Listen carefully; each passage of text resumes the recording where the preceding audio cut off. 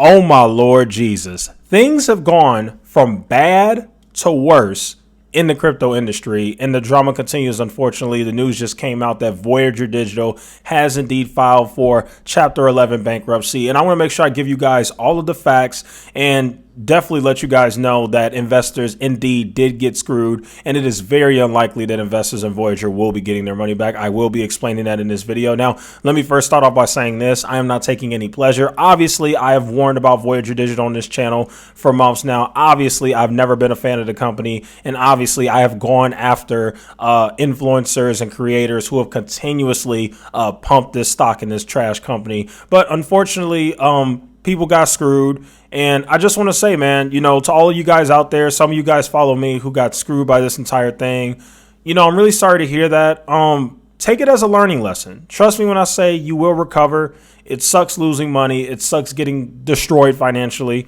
Hopefully you didn't have too much money in this, but take this as a learning lesson. But anyway, let's just get into the video because you guys need to know exactly how you're getting screwed. So let's just go ahead and get into it, right? So Voyager Digital has filed for Chapter 11 bankruptcy. Chapter 11 bankruptcy basically refers to a type of bankruptcy that essentially allows the debtor to reorganize its business. That's basically what's happening here. So in most cases, the company stays operational, which is actually what's happening in Voyager Digital's case. They're going to be able to stay operational while their recovery plan is prepared, which allows them to keep cash flow going and aids in the repayment process. That's basically what they're trying to do. So during this proceeding, what's going to happen is the court is actually going to help the business restructure itself and restructure its debt and obligations. But this also means that they're going to have to make some tough decisions as well. So it's some very scary stuff. But here's what I really want to tell you guys.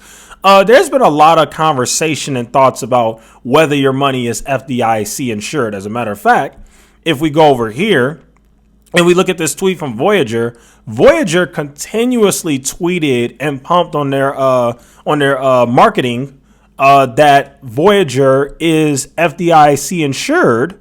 USD held with Voyager is FDIC insured up to $250K, and that was a way for them to get more customers onto the platform. Hey, a lot of people aren't FDIC insured, but your US dollars are FDIC insured on our platform. So let's actually talk about this, guys, because I'm here to tell you guys right now, your money is not, I want you guys to hear this again, your money is not actually FDIC insured the way that you think it is.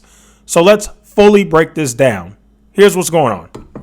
Voyager Digital banks with this bank called the Metropolitan Commercial Bank of New York. Okay? In a recent statement, the Metropolitan Commercial Bank of New York said that FDIC insurance does not protect against the failure of Voyager. Any act or omission of the company. Matter of fact, let's actually go to the actual statement they made. We're going to read it together. I'm going to put my phone on screen record. So here we go. The Metropolitan Commercial Bank of New York. This is the official statement they put out on their website regarding Voyager, so you can read it for yourself. So we're actually going to go through it. We're going to read it a little bit. So you can see right here. We're going to start right here. Metropolitan Commercial Bank is a New York chartered bank and member of the Federal Deposit Insurance Corporation. Voyager customers' funds held by Metropolitan Commercial Bank are insured by the FDIC up to the maximum amount of coverage per depositor under federal law. The standard FDIC insurance coverage amount is currently $250,000 per depositor for each account ownership category, right? Okay, that sounds great, right? No, wait, let's keep scrolling. Let's see what else they say. Here we go. Very important section you guys need to understand. Says right here, FDIC insurance coverage is available only to protect against the failure of Metropolitan Commercial Bank. That means your money is only insured in the event that the bank fails, not Voyager. As a matter of fact, look at the next section. FDIC insurance does not protect against the failure of Voyager, any act or omission of Voyager or its employees, or the loss in value of cryptocurrency or other assets. Let me read that again, because I know at the bottom it says value of cryptocurrency or other assets. But read the top of this part. Read this part. FDIC insurance does not protect against the failure of Voyager. What's Voyager doing right now? It's failing. So yes, ladies and gentlemen, I know this hurts to hear. I know it's going to make you very upset. Now we're going to talk a little bit about the actual details of what actually is going on with Voyager Digital. So this is basically what Voyager Digital detailed. So its largest 50 creditors were listed. Sam Bankman-Fried's Alameda Research organized a bailout of up to $500 million in June. However, under the agreement, this is the key here, because a lot of people probably read this and you're like, why was Voyager only able to take out $75 million? It's because of the agreement.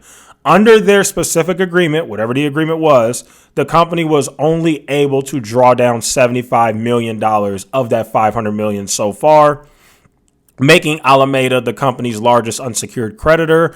The other significant unsecured creditor, believe it or not, guys, is Google, which is owed almost $1 million from Voyager. Very, very scary. Now, here is some good news. I want to throw some good news. Like I said, we just tell the truth on here. We're not biased. We're not, obviously I don't like this company, but I'm going to tell the truth here, guys. There is some hope for some of you guys that hold Voyager. The reason why the CEO is doing what he's doing, believe it or not, the whole bankruptcy thing, is he actually is trying to return at least some money to investors. So according to what I'm reading here, if all goes according to plan, remember, there's no guarantee that their plan is going to work, but they're trying. So if all goes according to plan, users will receive a combination of crypto in their accounts, proceeds from the recovery of funds from Three Arrows Capital, if they ever get that money back, shares of the newly reorganized company, because remember, Voyager is reorganizing a little bit, and Voyager tokens. That is basically what could happen. Now, remember, there's no guarantee. As a matter of fact, at this point, I would probably just assume now that you're probably not going to get your money back. I know that sucks to hear. I know that's terrible, but that just is what it is. And you know dang well if you have crypto on there, it's extremely unlikely. If you have USD on there, you might have a chance. But if you actually legit hold crypto on there, very unlikely you're going to get that money back. Very unlikely. So I also want to say in closing that Voyager Digital also said that they have $1.3 billion in crypto assets on its platform and liabilities, plus over $650 million from Three Arrows Capital and over $350 million in cash. Remember, in cash at Metropolitan Commercial Bank of New York. But remember, that cash is only FDIC insured if the bank fails. The bank don't care about Voyager. Remember that. So anyway, that's your quick update. That's everything that's going on here with the whole Voyager bankruptcy thing. Hopefully this video helped you guys. Once again, I do not want to crap on anybody. I'm actually here for you guys, the investors. I have no sympathy for any of the grifters or the YouTube influencers who pumped Voyager like crazy, wearing the t-shirt in their videos, all kinds of crazy stuff, posting their little affiliate link in the description and all that, when it was clear as day that this company was extremely risky. I mean, for crying out loud, I made a video on it about 2-3 months ago warning everybody that this company sucks and it's overly ridiculously risky. And it's really unfortunate to see everything that's happened. But once again, guys, I know most of you guys who follow me are doing pretty well financially, or you're young. So just remember, even if you lose your money, you can always bounce back. And it's a good learning experience at the end of the day. It's always good to learn from a mistake. The worst thing you could do is lose money and not learn and just buy the next Ponzi scheme or the next, scam. The most important thing is that you learn. So hopefully you guys learn from this, those of you who are investing in Voyager. And believe it or not, there actually is still some hope that you might get your money back. I wouldn't bet the farm on that, but there is some hope there. I mean, the CEO and all of them, they are trying. I'm just not so sure it's going to happen. So anyway, there you guys have it. That'll go and conclude today's video. Thank you guys so much for watching. Feel free to like, share, and subscribe, and I will see you guys in the next one.